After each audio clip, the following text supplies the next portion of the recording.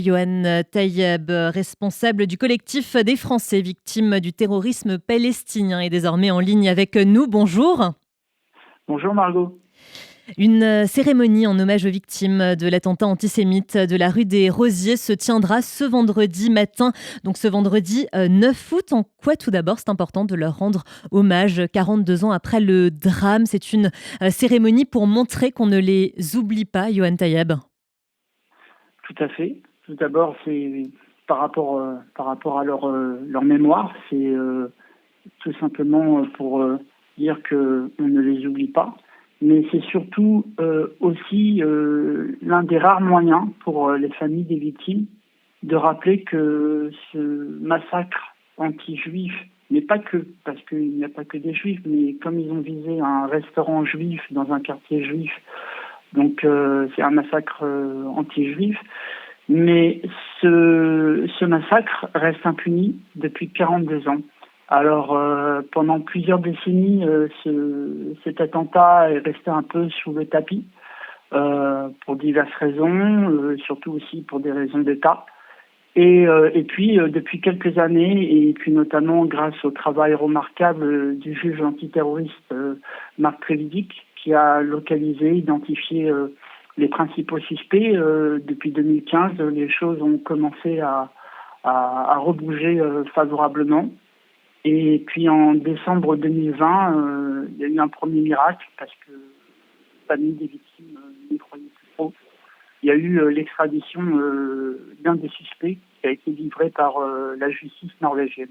Il reste à ce jour 3 suspects, dont 2 qui sont en Jordanie et 1 qui est à Ramallah.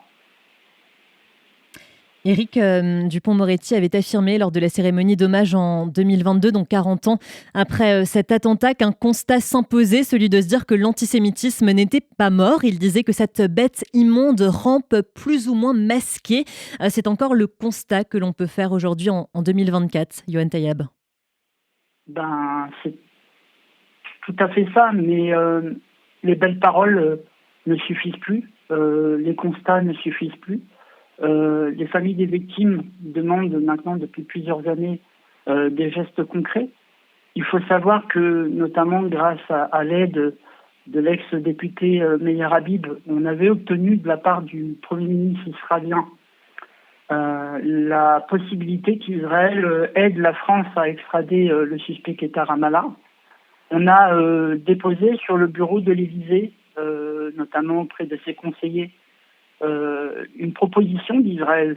Netanyahou avait dit qu'il était prêt à livrer à la justice française le suspect si le président Macron prenait ses responsabilités. Il en faisait officiellement la demande. Et à ce jour, ce geste n'a jamais été fait.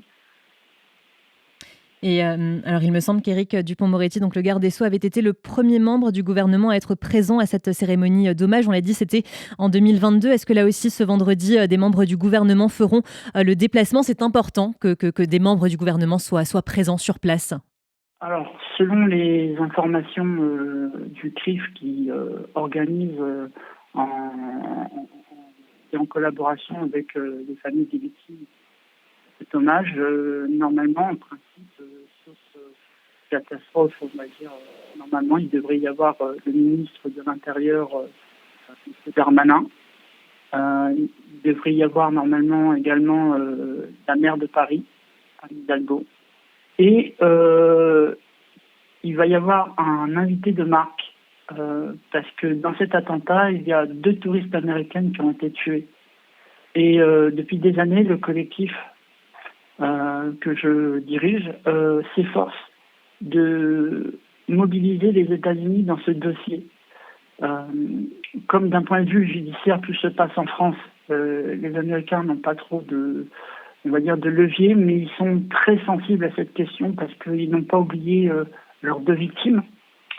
On peut les citer, c'est Grace Cutler et Anne Van Zenten, 2 jeunes femmes qui étaient brillantes, qui avaient un avenir radieux, qui étaient à Paris, qui ont été assassinées dans cet attentat. Et en principe, si tout se passe bien, normalement, il devrait y avoir à cette cérémonie le mari de la vice-présidente des États-Unis, Douglas Amos.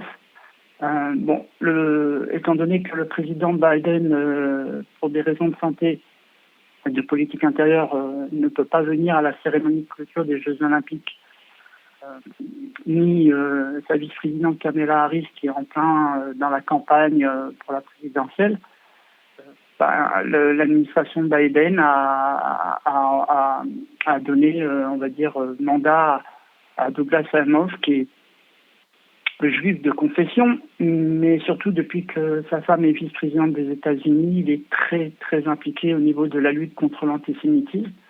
Et cet attentat donne l'occasion aux États-Unis de rappeler leur soutien aux familles des victimes américaines de cet attentat, aux autres familles des victimes, et de dire qu'ils sont là, ils sont à nos côtés, et qu'ils ne lâchent rien, ils ne lâcheront rien, et qu'on demande expressément au président Macron de tout faire pour obtenir l'extradition des 3 suspects qui restent.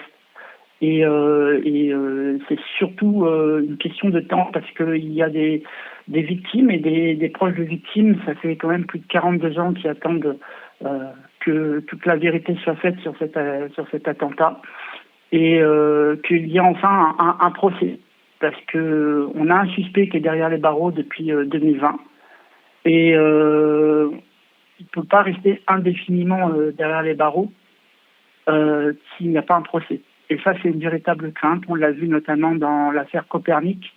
Il faut maintenant que la justice prenne ses responsabilités et commence à fixer une date pour un procès, pour que justice soit rendue pour les familles des victimes et les victimes. Alors cette cérémonie d'hommage, on l'a dit, elle aura lieu vendredi matin. Quelles sont les informations utiles à connaître pour les auditeurs qui souhaitent y participer ? Alors, la cérémonie aura lieu à 10h30, donc il faut être passe un peu avant, et elle est ouverte à tous, mais il y aura, je pense, plusieurs dispositifs de sécurité. Yohann Tayeb, je crois qu'on vous a perdu. Est-ce que vous m'entendez ? Oui, je vous entends très très mal. Vous m'entendez très mal. Alors moi, je vous entends assez bien. Est-ce que la connexion va mieux ? Attendez. Alors, on est donc en ligne avec... Vous m'entendez ? Là, oui, je vous entends. Oui, là, je vous entends mieux. Alors, vendredi matin, donc 10h30, c'est ça ? Oui, tout à fait. D'autres informations utiles pour les auditeurs qui souhaitent y participer ? Comme je vous ai dit, il va y avoir des dispositifs de sécurité, mais en principe, tout le monde pourra assister à la cérémonie. Le CRIF et les collectifs ont voulu qu'il soit ouvert au plus grand nombre. Merci Yohann Tayeb, responsable du collectif des Français victimes du terroriste palestinien, d'avoir été avec nous ce midi sur RCJ. On attend bien évidemment nombreux nos auditeurs à cet hommage très important qui va donc être rendu ce vendredi matin à 10h30 rue des Rosiers. Merci beaucoup et très bonne journée à vous. Merci RCJ. Au revoir.